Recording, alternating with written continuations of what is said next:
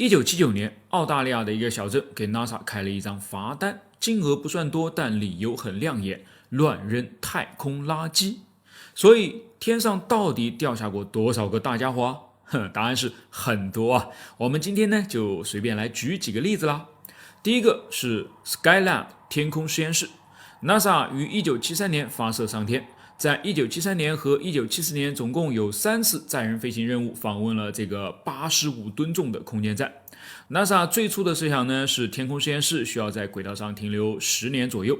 但这并没有实现啊。高于预期的太阳活动使得地球大气层升温并膨胀，增加了对天空实验室的阻力。到了1979年的中期，它已经处于崩溃的边缘了，而且 NASA 也无法采取太多的措施来控制这座前哨基地的重返，它能够做的仅仅只是一些简单的翻滚罢了。于是，在1979年的7月11日呢，天空实验室不受控制的重返大气层了，在印度洋和西澳大利亚上空燃烧，一些大块的碎片在重返大气层后幸存了下来，并在帕斯东南部和其他地方登陆。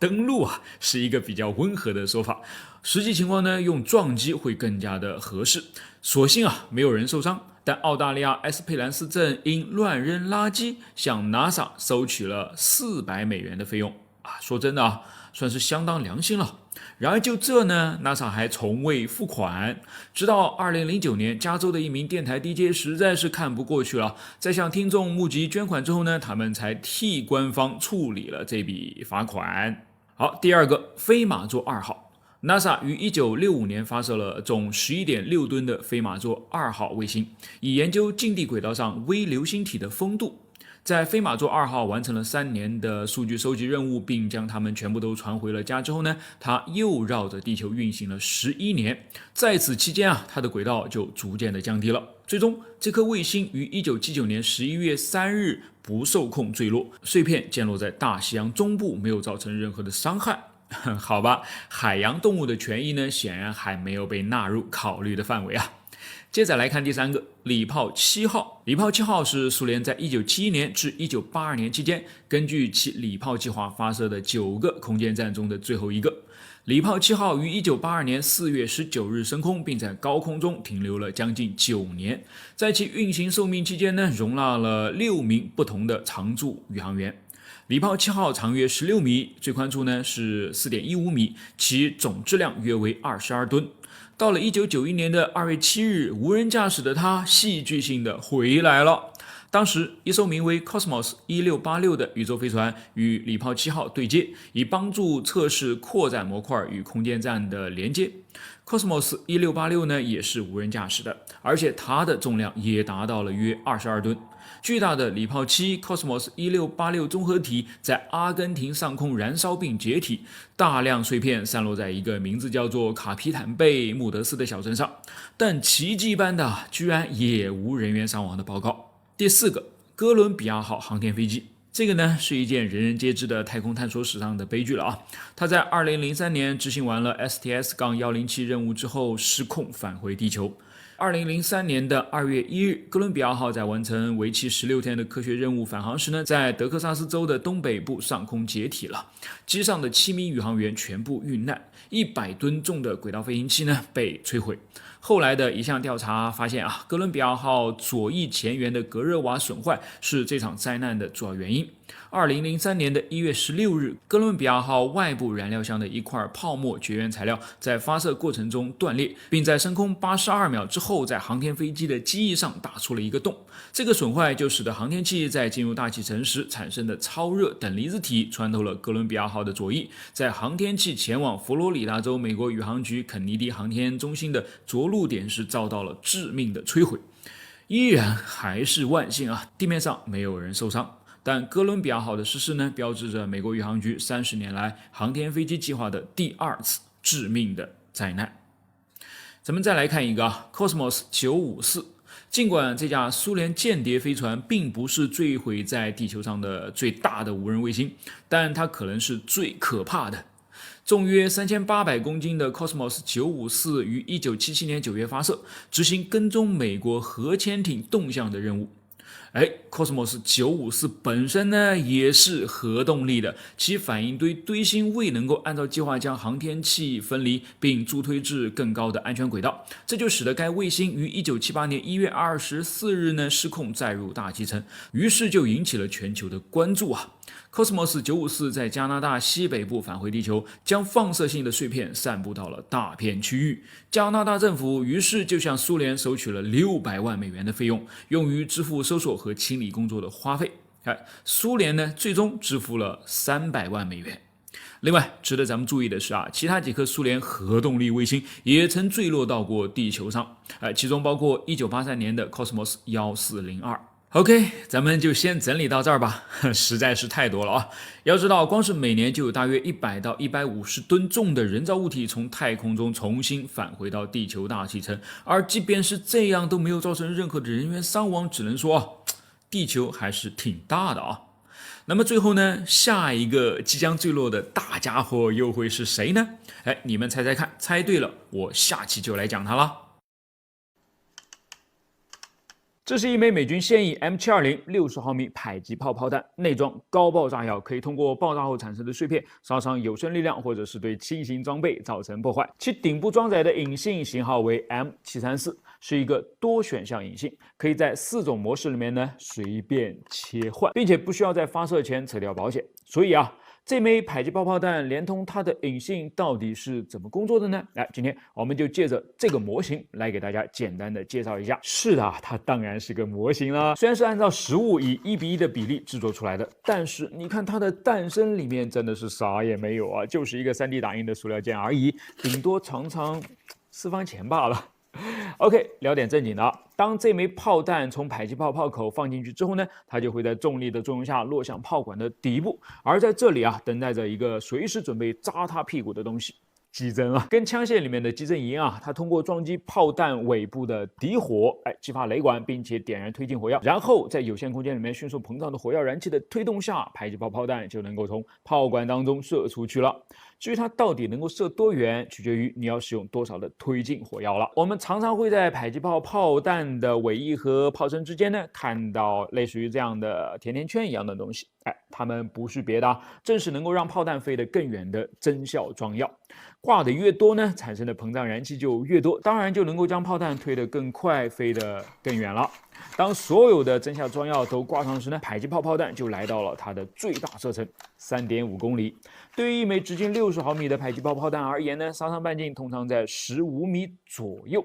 但这又要取决于它是怎么炸的了。通过旋转 M734 引信上面的转环，这枚迫击炮炮弹可以有4种炸法。PRX 它代表着激进爆炸，它会在炮弹距离目标1到4米左右时引爆。NSB 代表近地表爆炸，它会在距离地表小于1米时引爆。IMP 代表撞击爆炸，它会在炸弹跟目标发生撞击的一瞬间引爆。DLY 呢代表延时引爆，它会在撞击发生后的0.5秒作用引爆炸弹。具体采用哪种模式，可以根据你所攻击的目标来决定。但是为了提供更高的可靠性该引信呢会在上一个设置没有成功引爆炸弹时，自动切换到下一个引爆设置。比如你原本设置的是 PRX 接近爆炸，但炮弹并没有在1到4米高时爆炸，此时引信就会自动启动 NSB 模式，在炸弹距离地面小于1米时引爆。要是还没有成功呢，那就开启撞击引爆模式。总之要将哑弹的概率降到最低。我一开始说了的这个引信呢，并没有像马特达蒙使用的这枚迫击炮炮弹一样的拉栓保险，这就意味着它开箱即用。但你会不会很担心呢？连个保险都没有，它很容易自爆不会它的保险很巧妙，藏在这个风帽里面。在风帽的通风口的正下方呢，有一个空气涡轮，它只会在炮弹快速飞行时被气流吹着转动，而在转动的同时呢，它就会利用机械和电磁2种作用来解除炸弹的保险，所以不仅相当安全，而且安全的有点让马特达蒙措手不及他再也没有办法用猛敲一下这枚迫击炮炮弹的方式来解除他的保险了。这是文尾洲灯塔，我之前有介绍过。这是阿尼瓦灯塔，我才刚刚把模型做好。那么问题就来了，为什么它比它要大这么多呢？很简单因为它是用核燃料来点燃上面的塔灯的。原来多出来的空间是放反应堆的。对吗？抱歉，我误导大家了。虽然它用的的确是核燃料，但是却不用上反应堆，而是一个小到连塞进车里面都没有难度的放射性同位素电池 RTG。至于它为什么还要建那么大呢？战斗民族就是喜欢大嘛，这需要理由吗？是的啊，阿尼瓦灯塔是一座苏联灯塔。沿着俄罗斯的北极海岸，苏联从1930年代起便建立起了一个由100多座灯塔组成的导航网络，以避免过往船只在穿越本就凶险的北极航道时迷失方向。可灯塔不是光建起来就算完了的啊，它还需要维护，它还需要照料，它还需要守塔人啊。虽然守塔人都是很耐得住寂寞的，都是很坚毅且勇敢的，但他们还是有极限的。那北极地区呢，就是他们的极限了。苏联政府根本就找不到愿意守在这些北极灯塔里面的守塔人，那该怎么办呢？那就免维护呗，直接给灯塔上核能，开机就能用30年，没有人那就没有人吧。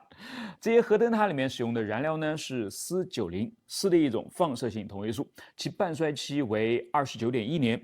通常来自于核反应堆里面的核废料。它是这么工作的啊。把铯90放在放射性同位素电池的中央，借由其衰变来产生热，而这些热呢会被电池的内壁吸收，从而在电池的内外壁之间形成温差。此温差可以驱动热电效应。它指的是某些材料在2个不同的温度的接触表面之间呢会产生电压差，从而生成电流。这个效应被称为塞贝克效应，或者叫做塞贝克庞德效应。通常热电发电器使用热源和冷源之间的温差来激发热电材料，从而产生电能。很多 RTG 呢都是这么干的。但并不是全部啊，它只是热转换型放射性同位素电池中通过热电偶来发电的一种而已。实际上呢，放射性同位素电池的工作方式可以分为2类：热转换型和非热转换型。热转换型是利用放射性同位素的衰变产生的热能，通过热电偶或者是热光伏等方式将热能转换为电能。热电偶就是我们上面讲的那个啦。那热光伏呢，则是一种利用放射性同位素的热能发射出来的红外线，被特殊的太阳能电池给吸收，从而产生电能的方式。热转换型的放射性同位素电池常用的材料有钚238、锑24、铯90等等，它们的半衰期呢都是比较长的，可以持续释放热能。那么非热转换型电池呢，是利用放射性同位素的衰变产生的电子，通过射线电池等方式将电子直接转换为电能。射线电池是一种利用放射性同位素的贝塔衰变产生的高速电子与电极发生作用，从而产生电流的装置。非热转换型的放射性同位素电池常用的材料有氚、钚210、钴60等等，它们的半衰期呢都是比较短的，可以快速的释放电子。其实放射性同位素电池通常都是被用在空间探测器上的，比如旅行者1号、2号、月球车、火星车等等。它虽然体积小、重量轻、寿命长、性能稳定、不受环境影响，但是能量效率低，而且放射性污染的风险大呀，在地面上使用得要慎之又慎才行。从这点上看起来，苏联人真的是什么都烦不了果然，苏联解体之后呢，这些灯塔就没人要了，甚至没人管了。不，它本来好像就没人管的，于是他们就都成了拾荒者的乐园了。这些完全忽略那个看起来就很吓人的标志的亡命之徒呢，徒手就将 RTG 给拆开了，再将里面看起来但凡是有点值钱的金属全都洗劫一空啊！至今还有很多这样的放射性材料下落不明啊，谁也说不清楚它们到底在哪里。计算机居然还有伯努利定理，怎么算的？我记得好像是我上初中还是高中的时候，数学课上呢就要开始学习怎么用科学计算器来解函数了。于是我们就终于能够正大光明的将计算器带到学校去了。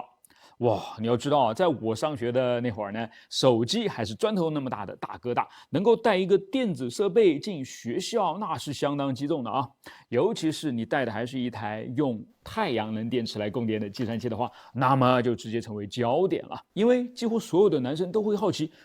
这块黑色的板板到底是怎么把电给发出来的呢？能不能不要这么神奇啊？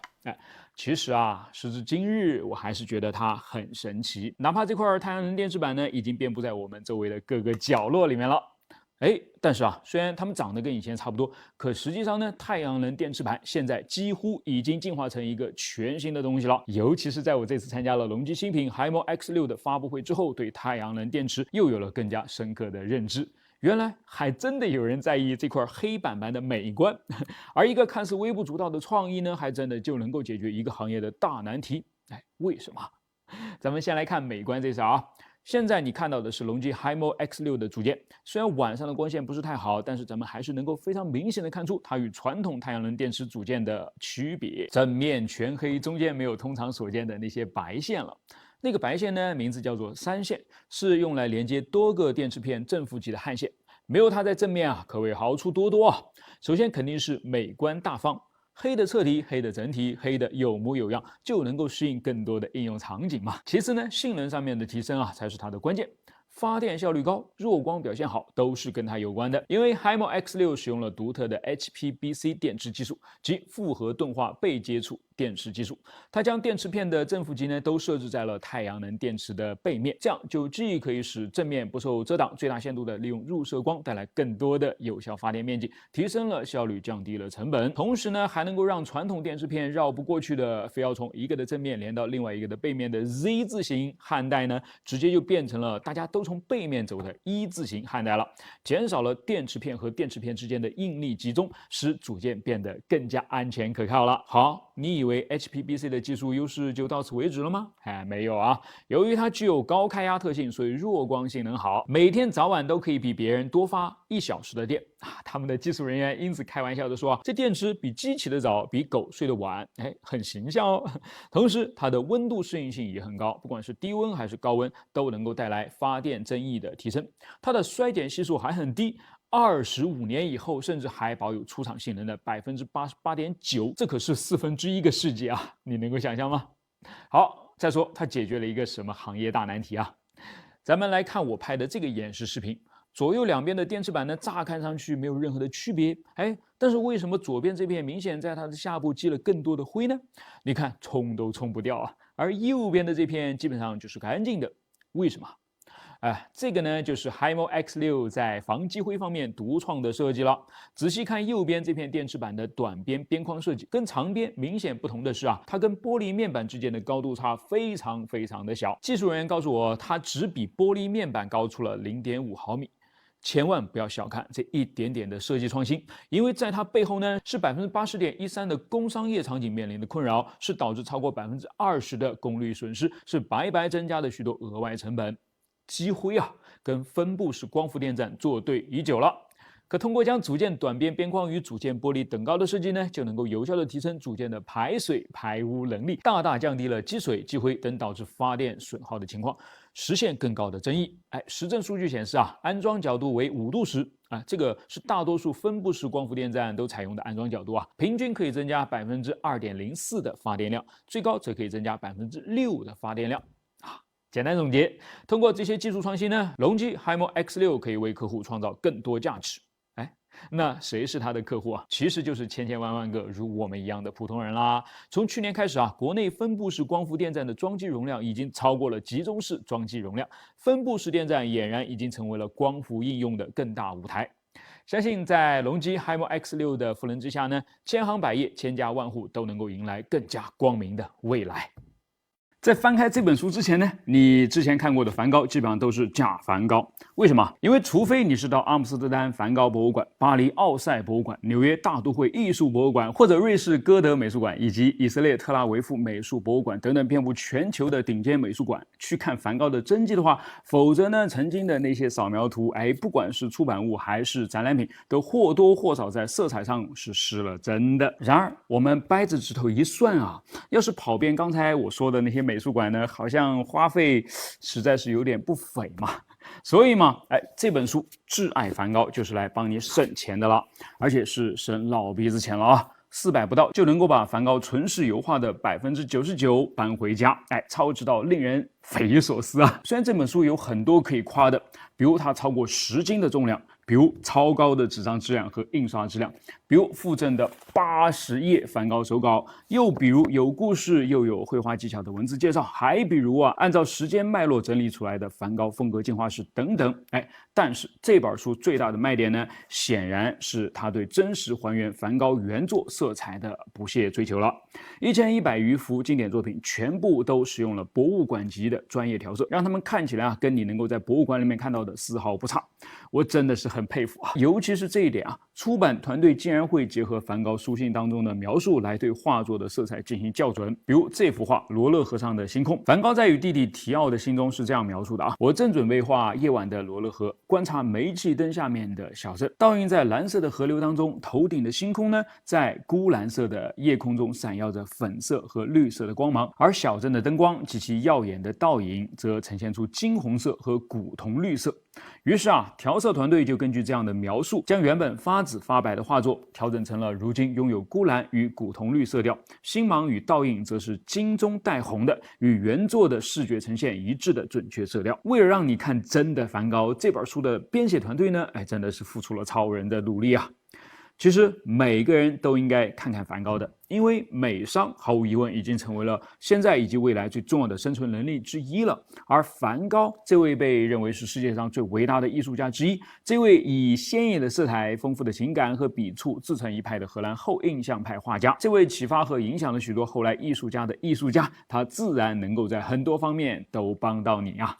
欣赏梵高的画作呢，你可以提高艺术鉴赏能力，学习他的色彩运用、笔触表现和构图技巧，感受他的创新精神和个人风格。你可以拓展艺术视野，了解梵高所处的时代背景和艺术流派，认识他的艺术同行和影响者，探索他对当代艺术的启示和贡献。你可以丰富人文素养，通过梵高的画作进入到他的内心世界，体会他的情感和思想，感受到他对生活和艺术的热情和追求。你还可以增强审美情趣。梵高的画作不仅可以给你带来美的享受和灵感，还能够让你在忙碌和压力的生活当中呢，找到一种放松和愉悦。所以你还等什么呢？赶紧下单把它带回家吧。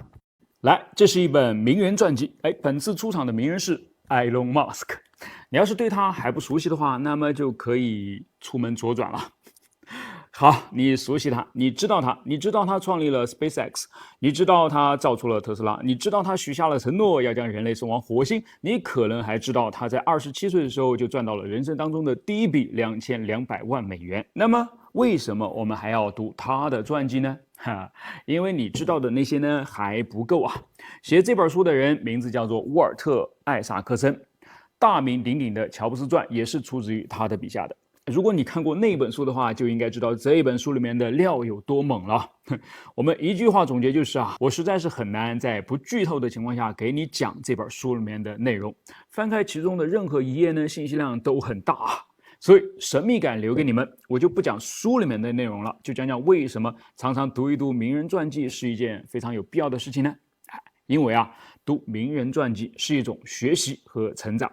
从他们的生平当中汲取知识和智慧，从他们的经验当中借鉴方法和态度，从他们的成就当中呢激发志向和动力。读名人传记是一种欣赏和培养，从他们的人格当中感受魅力和风貌，从他们的品德当中学习情操和气质，从他们的精神当中塑造道德和审美。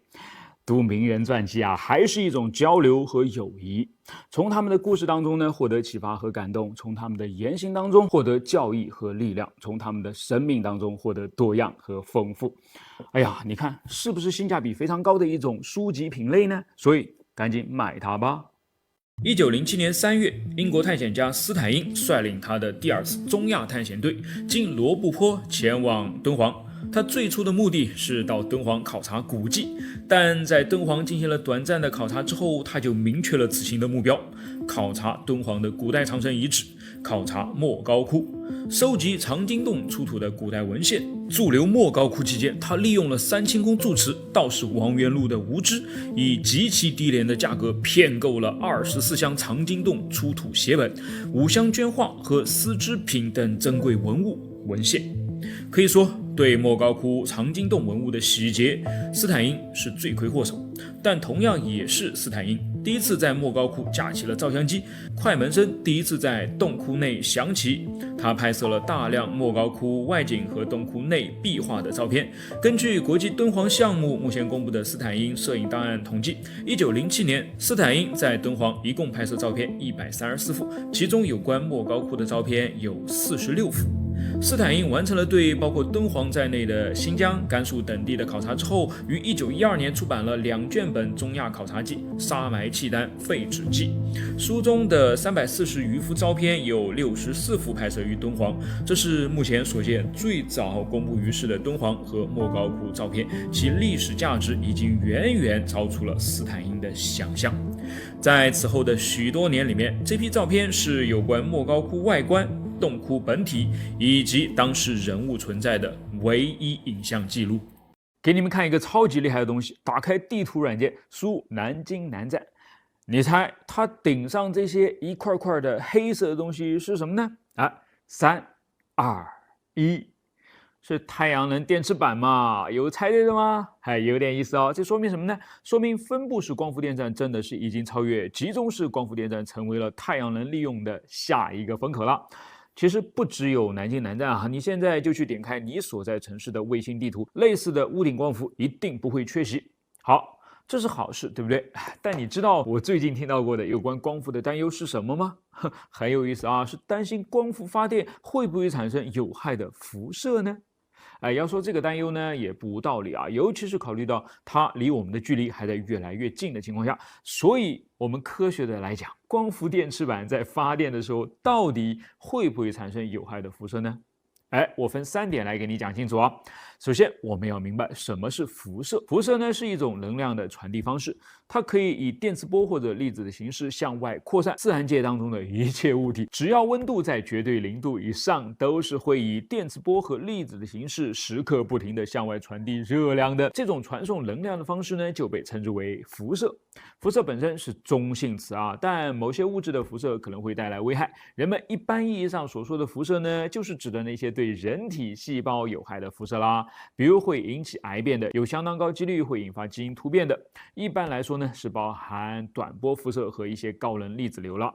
接着我们就要弄明白光伏电池板是如何发电的啦。光伏电池板是利用半导体的光电效应，将太阳光的能量直接转化为电能的一种技术。具体来说呢，当太阳光照射到半导体材料，比如像是硅的 P-N 结上时呢，会产生电子空穴对。这些电子空穴对在内建电场的作用下，分别向 N 区和 P 区运动，从而形成电流。如果将半导体材料的两端连接到外部电路之上呢，就可以得到输出电压和电流了，实现光能到电能的转换。这就是光生福特效应，也是太阳能电池的工作原理。那么最后我们就再来看看光伏电池板跟有害辐射之间到底有没有联系呢？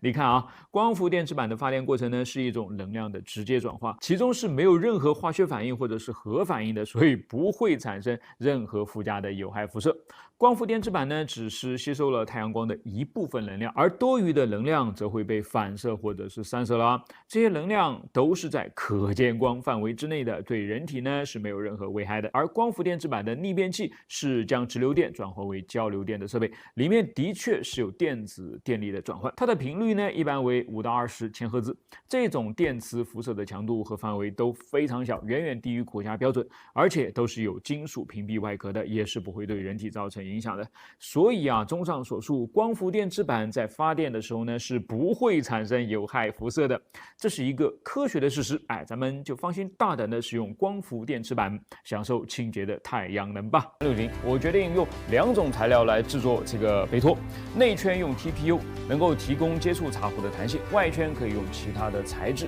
这样的话，甚至我的颜色也是可以随时更改了。并且这次我会将它的外观调整为波浪形，更加的优雅，更加的柔和，配上拓足浅蓝色的碳纤维增强 PLA 材料，不知道效果会怎么样呢？当当当，打印出来了，只能说相当哇塞，非常的贴合，也非常的漂亮。我甚至觉得这会让原本平淡无奇的茶壶瞬间有了一种高贵的气质。请卖这款茶具的老板们，你们都赶紧搭上我设计的这个杯托，保证销量层层往上涨。最后咱们再来看它的效果，哇，相当好啊！一如我的预期，既不会烫手，还增加了握持的舒适度。以后招待朋友们，我就更加自如了。你看，玩 3D 打印好处多多吧。12月1日，世界最大实验性核聚变反应堆 JT60SA 在日本正式点火运行。所以朋友们，那个卡住人类的魔咒，可控核聚变永远在等50年，终于就要被解除了吗？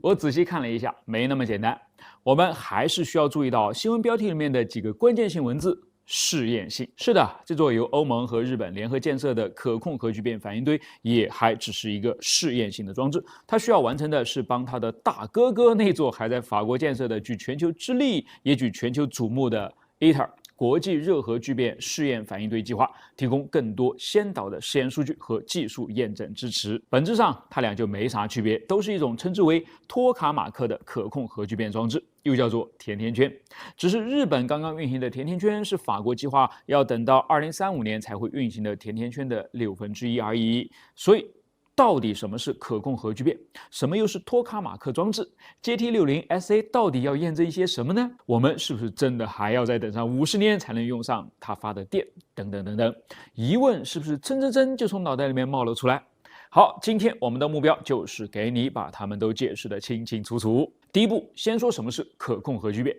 一句话解释就是模仿太阳内部的能量产生方式，通过把两个氢元素，通常是氢的两个同位素氘和氚，融合成一个更重的元素，释放出大量的能量的过程。在这个过程中，氢元素的原子核被强烈的迫使靠近，以至于它们克服了它们之间的排斥力，进而发生聚变。要实现可控核聚变，首先要把氘和氚的原子核加热到极高的温度，使它们变成一种叫做等离子体的状态。等离子体是一种由带电的原子核和电子组成的气体，它的温度可以达到上亿摄氏度，比太阳的核心还要热。在这样的温度之下，氘和氚的原子核会以极快的速度去运动，有的时候呢就会发生相互碰撞啊。如果碰撞的力量足够大，它们就会结合成一个更重的原子核氦。而在此过程当中，会有一部分的质量消失，转化为能量。这个能量就是核聚变的产物了，可以用来发电或者是其他的用途。话说啊，发电的方式那么多，为什么我们独爱核聚变呢？因为总结起来，它有以下几个别人不具备的优势，它们分别是：第一，资源丰富。可控核聚变的主要燃料是氢的同位素氘和氚。氘在地球的海水中含量很高，氚可以通过锂与中子反应产生，锂也是一种广泛分布的元素。据估计啊，地球上面的海水里面的氘，如果全部用于核聚变反应，释放出来的能量足够人类使用几百亿年。第二，环境友好。可控核聚变的反应产物是无放射性污染的氦，不会产生温室气体或者是其他的有害物质，也不会产生长寿命的核废料，基本不会污染环境。第三，安全可靠。可控核聚变需要极高的温度和压力才能够维持，一旦发生故障或者意外，反应就会自动停止，不会发生爆炸或者是熔毁的危险，也不会对周围造成辐射的危害。第四，经济性能优异。可控核聚变的能量输出远远大于能量输入，能量增益因子也就是 Q 值可以达到10倍以上，即输入50兆瓦的能量能够输出500兆瓦的能量。这意味着可控核聚变的运行成本和维护费用都很低，可以提供廉价的电力。但是以上都是理想，在实际的可控核聚变反应堆里面，想要实现能量的正增益实在是太难了。实际上 JT60SA 要做的就是帮 ITER 验证能量正增益的问题。虽然这台4层楼高的机器设计可以将加热至2亿摄氏度的等离子体保持约100秒，已经远远长于以前的大型托卡马克装置了，但是离稳定的、持续的、经济的让等离子体运行并输出功率还是有很长的路要走的。对了，说到这儿，我就得要解释一下到底什么是托卡马克装置了。它是实现可控核聚变技术路径的其中的一条，被我们称之为磁性约束。托卡马克装置长得很像是一个甜甜圈，为什么是甜甜圈呢？因为它其实是一个四周密闭着磁线圈的环形聚变室，它们可以产生非常强的磁场，将被加热成温度远远超过地球上所有耐热材料的极限高温的等离子体束缚其中，让它们持续在那儿保持正确的密度和温度，创造出急迫吃力，实现原子核之间聚合的条件。但它们目前有几个问题是需要解决的。第一个也是最重要的，就是如何让它持续保持燃烧啊！我是可以在一开始靠出大量的能量加热等离子体点燃核聚变，但如果这样的聚变在之后不能靠自己的力量维持下去，还要靠我不断的往里面去输送能量，那我这是要干嘛呢？只是点火来玩吗？显然不是啊！这就是我们想要急迫解决的问题了，能量的正正异。但问题就在于，无论约束等离子体的磁场有多强，或者是形成的有多好，它总是会碰上漏网之鱼的。因为围绕磁场线盘旋的正原子核或离子会发生碰撞和散射，最终难免会漂移出磁约束的场地了。而要是飘出去的燃料多了，燃烧不就无法持续了吗？唯一已知的解决方案就是使反应堆更大，这样散射离子就需要更长的时间才能够达到等离子体的边界，因此在此期间呢，还可以发生更多的聚变。有点简单粗暴啊，所以我们就可以看到啊 ，ITER 为什么有6层楼高，而 JT60SA 也有4层楼高了？它们就是为了给等离子体提供更大的包裹空间嘛。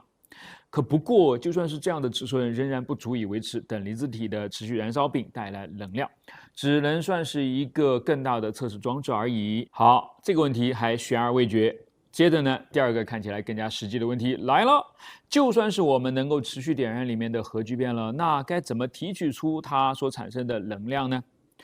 哎呀，这又是另外一个笑话啊！即便人类科技发展到了这种地步，咱们还是得要靠烧水来提取其中的能量。托卡马克装置使用刀穿聚变成氦的反应产生能量，其中的大部分能量会以快速高能中子的形式释放出来。中子啊是个不带电荷的电中性粒子，所以不会加热，等离子体也不会受到磁场的限制，一旦产生就会到处乱射。于是我们就专门为它准备了厚厚的防护罩，让它打在上面，给防护罩升温，再用这个温度把水蒸发成水蒸气，从而为涡轮机和发电机提供动力，生产出我们想要的电力了。不过问题是，中子的持续轰击使屏蔽材料随着时间的推移而退化，并变得非常具有放射性，给拆除、更换和处置都带来了严重的问题。这个我们也没有想太清楚，而且看起来它好像也不是那么清洁了，对不对？好，第三，核燃料的获取也是个问题。目前我们使用的是刀穿聚变反应，理由是它们发生在所有可能的核聚变燃料的最低能量状态和最低等离子体温度下，因此更容易点燃和保持点燃。虽然理论上氘和氚在地球上都不少，但是氚这家伙其实在自然界中并没有大量存在，它需要在核反应堆中制造才行。以今天的生产能力，我们都无法制造足够的氚来持续为 ITER 提供动力，就更别说规模更大、数量更多的需要实际发电的可控核聚变电站了。所以，虽然这次 JT60SA 反应堆正式点火运行，但咱们离解除可控核聚变的魔咒还有很长的路要走啊。好，说完了在日本的 JT60SA， 那最后咱们再来看看世界上其他国家在可控核聚变之路上走得如何吧。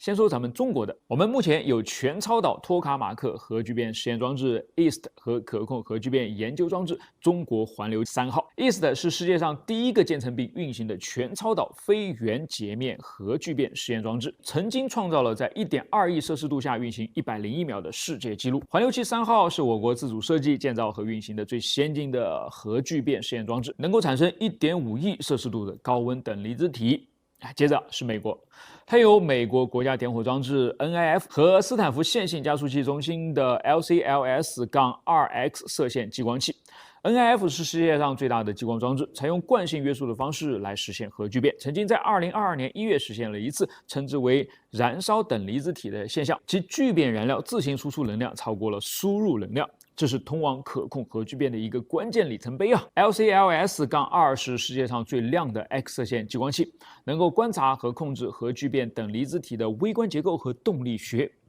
然后就是日本了，除了 JT60SA 呢，它还有国际核聚变材料浮造试验装置 IFMIF， 这也是一个国际合作项目，旨在研究和开发适合核聚变反应堆的材料，利用高能中子数模拟核聚变反应的浮造环境。当然，除了以上这些主要的可控核聚变研究项目，世界上还有一些其他国家和组织也在进行相关的研究，例如德国、英国、法国、韩国、印度、俄罗斯、巴基斯坦、朝鲜、以色列等等等等。可以看到，可控核聚变是一项具有巨大潜力和挑战的科学探索，需要全球的合作和创新才有可能实现。希望它真的不要再让我们等上50年了。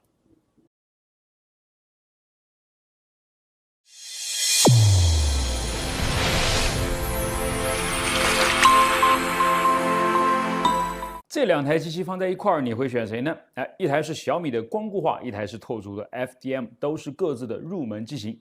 这样讲呢不太对啊。小米目前有且只有这一台 3D 打印机，而拓足嘛，从这台机器往上呢，还有好几个大哥哥罩着它呢，所以不能这么比啊。但我觉得他们有一点还是挺相似的，就是分别将各自所处赛道的打印门槛给降了下来，不仅是价格，更是对想要入坑的小白玩家的友好程度啊。比方说小米吧，它解决了一个我之前总是在吐槽的光固化的问题。树脂材料在打印之后的回收很麻烦啊！哎呀，又是要从机器里面取出料槽，又是要小心翼翼的倒回瓶子里面，然后又是要清洗和晾干，真的很劝退啊！但是这台机器呢，它是可以自动出料，打印结束之后还能够自动回收，把料槽里面的树脂洗得干干净净的，这就很省心了。光冲这一点就很值得小白去考虑。当然还有其他的亮点，我以后可以给你们多多介绍。或者是你们有哪些想要了解的，也可以留言给我。然后我们再仔细的说一说拓足的入门新机 A1 Mini。作为在 FDM 领域已经相当有建树的厂家，他们这次显然是把自己在 X1、P1 这些经典机器上面积累的经验和沉淀的理念，全部都用在了这个最亲的小儿子身上。你说他集万千宠爱于一身都不为过啊！几个亮点呢非常亮眼，我给你们总结一下。第一，它的打印速度不仅继承了家族的优良基因，甚至比这几台大哥哥还要打得快。说实话，打印速度快正是当初拓足最吸引我的亮点之一了。你想，好不容易自己做了一个模型，或者是下载了一个模型，你难道不希望马上它就出现在你的面前吗？当然希望了。但是很多机器就是喜欢吊你的胃口，那打印速度慢的像是继承了唐僧的衣钵啊！要有仁慈的心，有了仁慈的心，就不再是忧，是人忧。看明白了。它的第二个亮点，开机就能打，一打就是高质量。在拓足之前啊，我用 3D 打印机开机之后，必须要做的几件事情之首就是调平，拿张 A4 纸一个角一个角的试，看看喷头到纸面之间的间隔是不是一致的，然后再极其温柔的旋转几个螺丝来调整，真的是大气都不敢出一下啊！我一度认为，要是继续这么下去的话，大概都可以去参加狙击手的选拔了。而拓足嘛，包括这台 A1 Mini 完全就不需要你去手动调频，它会在每次打印之前呢，通过多个传感器和算法自动调频、自动校准，保证每一次的打印都精确无误。为了测试它呢，我拆开包装后的第一次打印就让它挑战了一下小尺寸的多色打印，这个灯塔钥匙扣，结果真的很满意啊！精度上呢，跟我之前用价格比它贵了好几倍的 X1C 打出来的看不出区别，这就正好凸显出了它的价格优势了嘛，非常符合入门的定位啊。而且呢，正好说到了多色打印，这是它的第3个亮点。大机器上面有 AMS 多色打印系统，那它呢就可以配上 AMS Lite 迷你多色打印系统，虽然好像也并不是那么迷你啊。但是一样好用，一样出色，还价格便宜，还让低预算也能够玩出高级感。在我眼里面呢，它其实跟那几台比它更贵的哥哥是没有任何区别的，除了打印的物件呢，的确是要更迷你一些。你看啊，这是他们的打印版对比 ，A Mini 最大能够打一个长宽高都是180毫米的立方体，而其他几个最大就能打256毫米的立方体了。但是大是需要付出代价的啊 ，A Mini 在运行时比他们安静的多啊。我没有分贝仪，咱们就只能这么直接且粗略的感受一下。